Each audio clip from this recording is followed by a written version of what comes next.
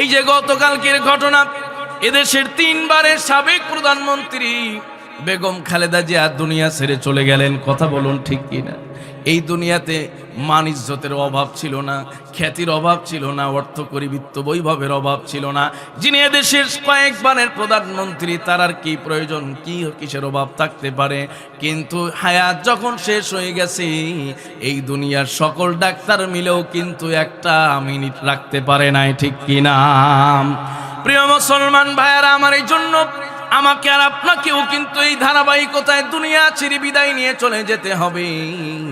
শুধুমাত্র কেবলমাত্র ঈমান এবং আমল আমার সঙ্গী হয়ে যাবে।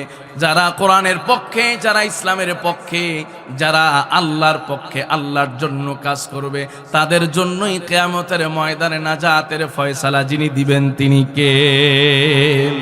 প্রিয় মুসলমান ভাইয়েরা, আমার এই জন্য শত কষ্ট হলেও ইসলামের পক্ষে থাকার জন্য কে কে রাজি? দুহাত তুলে মালিককে দেখায় দাও। নারায়ে তাকবীর, নারায়ে তাকবীর। আল্লাহ, তুমি আমাদের হাতগুলোকে ঈমানের জন্য কবুল করো। সবাই পড়েন আমিন। প্রিয় মুসলমান ভাইয়েরা, আমার এই জন্য দেখুন, মানুষ যখন দুনিয়া ছেড়ে চলে যায়, কিছু মানুষ দুনিয়া ছেড়ে চলে গেলে দেখবেন সবাই হা হতাশ করে, আফসোস করে। মানুষটা দুনিয়া থেকে বিদায় হয়ে গেলে সকলেই মনের মধ্যে এক ধরনের ব্যথা অনুভব করে। এই যে আল্লাহর বান্দি দুনিয়া থেকে চলে গেলেন, লক্ষ লক্ষ কোটি কোটি মানুষ জানাজায় অংশগ্রহণ করেছে, ওলামায়ে কেরাম দোয়া করেছেন, সাধারণ জনগণ দোয়া করেছেন। এজন্য আমার আপনার আমল, আমার আপনার জীবনাচারটা এমন হওয়া উচিত, মৃত্যুর সাথে সাথে যেন সব শ্রেণী পেশার মানুষগুলো আমার আপনার জন্য অবশ্যই দোয়া করতে বাধ্য হয়। কথা বলুন ঠিক কিনা? এজন্য এই দুনিয়াতে ক্ষমতা পাওয়ার পরে, এই দুনিয়াতে অর্থ পাওয়ার পরে, এই দুনিয়াতে পদ পদবি পাওয়ার পরে অহংকার করা যাবে না। কথা বলুন ঠিক কিনা? মানুষের সঙ্গে দেমাগ দেখানো যাবে না। কথা বলুন ঠিক কিনা? মানুষকে হেয় করা যাবে না, গরিবকে অসহায়কে হেয় প্রতিপন্ন করা যাবে না, সাধারণ মানুষগুলোকে, দুস্থ দরিদ্র মানুষগুলোকে, সমাজের নিম্ন আয়ের মানুষগুলোকে, গরিব মানুষগুলোকে তুচ্ছ তাচ্ছিল্য করা যাবে না।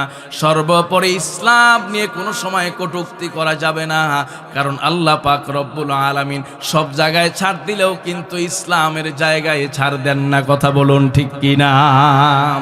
মক্কার আবু জেহেল, আবু লাহাব, উতবা সাহেবারা এই দুনিয়ার বড় ক্ষমতাধর ছিল, কিন্তু এই পৃথিবীতে তাদের নাম নিশানা ঐতিহ্য বাকি নাই। কথা বলুন ঠিক কিনা? আসতেছিলাম, আমার গাড়িতে বসে চিন্তা করতেছিলাম যে আবু তালেব মানুষ কিন্তু নাম রাখে সন্তানের। কথা কোন ঠিক কিনা?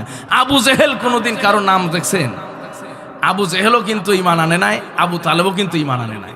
কথা কোন ঠিক কিনা? আবু জেহেলও কিন্তু ঈমান আনে নাই, আবু তালিবও কিন্তু শেষ পর্যন্ত নবীজির উপরে ঈমান আনে নাই। কিন্তু আবু তালেবের নামেই পৃথিবীর হাজারো মানুষ তার সন্তানের নাম রাখে, কিন্তু আবু জেহেলের নাম আজ 1450 বছরে কেউই নামকরণ করে নাই। কথা বলুন ঠিক কিনা?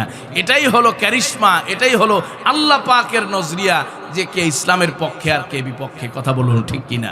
সম্মানিত ভাইয়েরা, নবী করিম সাল্লাল্লাহু আলাইহি ওয়াসাল্লাম এই যে দাওয়াতের মিশন নিয়ে বের হয়েছেন, যেই দাওয়াতের মিশনের জন্য নবীজি কষ্ট করেছেন, সাহাবায়ে কেরাম কষ্ট করেছেন। নাসাই শরীফের একটা হাদিস আপনাদেরকে শোনাই, নবীজি কি পরিমাণ কষ্ট করেছেন শুধুমাত্র এই দাওয়াতের কাজ করতে গিয়ে, কোরআনকে বিশ্বময় ছড়িয়ে দেওয়ার জন্য। এরপরে আপনাদের মনে আছে তো, মদিনা থেকে 3টা প্রশ্ন নিয়ে আসছে। কয়টা প্রশ্ন? 3টা প্রশ্ন। নবী করিম সাল্লাল্লাহু আলাইহি ওয়াসাল্লাম বলেন, হাদিস শরীফের মধ্যে এসেছে, মক্কার চত্বরে, কাবার চত্বরে নবীজি সাল্লাল্লাহু আলাইহি ওয়াসাল্লাম নামাজ পড়তেছেন, নামাজের মধ্যে কোরআনুল কারীম তেলাওয়াত করতেছেন। মক্কার কিছু সংখ্যক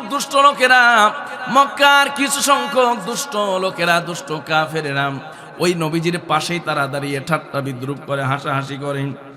আর একটা মরা উট পড়ে আছে, ওই মরা উটের যে ভুঁড়ি আছে, সেই ভুঁড়ি নিয়ে তারা চিন্তা করতেছে। নবী মুহাম্মদ সাল্লাল্লাহু আলাইহি ওয়াসাল্লাম যখন ওই সিজদার মধ্যে চলে যাবে সঙ্গে সঙ্গে এই মরা উটের যে ভুঁড়ি আছে, নারী ভুঁড়িগুলো আছে, এগুলো তার মাথার উপরে চড়িয়ে দিয়ে আমরা তাকে হত্যা করে ফেলবো।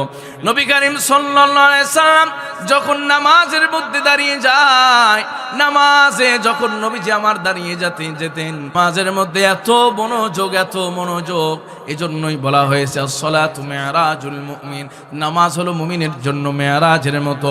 নামাজে দাঁড়াইলেই বান্দা আল্লাহর সঙ্গে কথা বলতে পারবে, কথা বলুন ঠিক কিনা? নামাজে দাঁড়াইলে বান্দা আল্লাহর সঙ্গে দিদার করতে পারবে। আমার নবীজি সেই নামাজ আদায় করতেন। কাবার চত্বরে যখন নামাজ শুরু করেছেন সঙ্গে সঙ্গে নামাজ রুকু চলে গেলেন, রুকু থেকে যখন সিজদায় চলে গেছেন, দুষ্ট কাফেরেরা সেই মরা উটের যেই ভুঁড়ি ছিল, নারী ছিল, এগুলো তার মাথার উপরে চড়িয়ে দিয়েছে। আমার নবীজি আর মাথা উঠাইতে পারে না, নবীজির বড় কষ্ট হয়, নবীজি আমার মাথা উঠাইতে পারেন না। পাশের কয়েকজন লোক দেখলো এমন একটা অবস্থা, মানুষটা মৃত্যুবরণ করবে, দুনিয়া ছেড়ে চলে যাবে। সঙ্গে সঙ্গে কয়েকজন লোক গিয়া নবীজির বাসায় খবর দিল, ফাতেমা তোমার বাবা মক্কা কাবার চত্বরে নামাজ পড়তেছিল, কাফেরের এমন কষ্ট দিচ্ছে। হযরতে ফাতেমা রাদিয়াল্লাহু তাআলা আনহা অল্প বয়স্কা মানুষ দৌড়ে এসেছেন আমার রাসূলের কাছে। মাথার উপর থেকে মরা যে উটের নারী ভুঁড়িগুলো এখান থেকে দূর করে দেন। আল্লাহ পাক রব্বুল আলামিনের হাবিব অশ্রু সিক্ত নয়নে সিজদা থেকে যখন মাথা উত্তোলন করলেন, আল্লাহ পাক রব্বুল আলামিনের কাছে দুহাত তুলে দোয়া করলেন, মালিক আপনার কুদরতি কদমের মধ্যে সিজদা দিয়েছিলাম, নামাজ পড়তেছিলাম, এই সময়টাও তারা আমাকে ছাড় দিল না, এই সময়টাও তারা আমাকে কষ্ট দিল, আমাকে নির্যাতন করলো, এর ফয়সালা আপনার কাছে আমি দিলাম। আল্লাহ পাক রব্বুল আলামিন দোয়াটা কবুল করেছিলেন।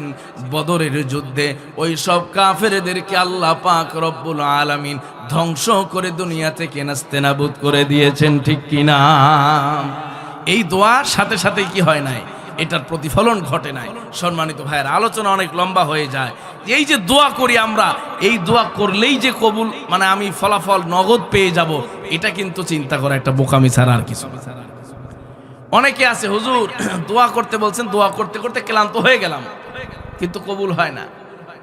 এই কথা কোনোদিন বলবেন না, কারণ মুমিন দোয়া করে আর কবুল হয় না এমন দোয়া হতেই পারে না, কথা বলুন ঠিক কিনা? মুমিন দোয়া করার সাথে সাথে কবুল যিনি করেন তিনি কে?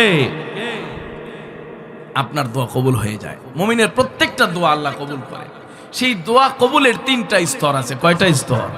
তিনটা স্তর। দোয়া কবুলের সর্বনিম্ন স্তর মানে 3 নাম্বার স্তর। কয় নাম্বার স্তর? 3 নাম্বার স্তর হলো আপনি যা চাইলেন আল্লাহ আপনাকে তাই দিয়ে দিবেন। আপনি বলেন, আল্লাহ আমার 100 টাকা হারায় গেছে, এই টাকাটা আপনি আমার ফেরত দিয়ে দেন, বাস টাকা পেয়ে গেলেন, মানে আল্লাহ আপনার দোয়াকে কবুল করেছেন, কিন্তু সর্বনিম্ন মানের কবুল, 3 নাম্বারের মানের কবুল। আর 2 নাম্বার হলো আপনি যে দোয়া করেছেন সেই দোয়া আল্লাহ কবুল করেছেন, দুনিয়াতে নগদ দেন নাই। মনে করেন আপনি অসুস্থ, আল্লাহ আপনার রোগটা ভালো করে দেন, আল্লাহ রোগ ভালো করেন নাই, তবে এই দোয়ার পরিপ্রেক্ষিতে, দোয়ার কারণে আরেকটা বড় রোগ ব্যাধি ছিল, বিপদ ছিল, সেটাকে আল্লাহ দূর করে দেন। সুবহানাল্লাহ। আপনি তো মনে করতেছেন না জানি আমার দোয়াই কবুল হয় না, কিন্তু দোয়া কবুল করে যে আল্লাহ পাক আপনাকে এর চেয়ে আরো বড় বিপদ থেকে বাঁচিয়ে দিয়েছেন, এটা তো আপনি অনুভব করতে পারেন না, কথা বলেন ঠিক কিনা? এটা হলো দ্বিতীয় স্তরের দোয়া কবুল। আর সবচেয়ে উৎকৃষ্ট স্তরের দোয়া কবুল হলো যে যা আপনি চেয়েছেন সেটা আপনাকে দুনিয়াতে আল্লাহ দিবেন না, আবার এই দোয়ার বিনিময়ে বিপদ থেকেও আপনাকে বাঁচাবেন না, মানে এই দোয়ার বেনিফিটটা আপনি দুনিয়াতে পাবেন না। কিয়ামতের ময়দানে আল্লাহ পাক এই দোয়ার সওয়াব আর দোয়ার যে লাভ, এটাকে আপনার জন্য জমা করে রাখবেন। আল্লাহু আকবার। এজন্য কেউ দোয়া করতে করতে যদি অনেক সময় ক্লান্ত হয়ে যায়, মনে করে দোয়া করতেছি, দোয়া তো কবুল হয় না, না না, মুমিন দোয়া করার সঙ্গে সঙ্গে কবুল হয়ে যায়, কারণ আল্লাহ পাক নিজেই ঘোষণা করেছেন, উজিবু দাওয়াতাদ দাঈ ইযা দাআন, বান্দা যখন তুমি আমাকে ডাকবে সঙ্গে সঙ্গে আমি মালিক সাড়া দিয়ে দেই। সুবহানাল্লাহ।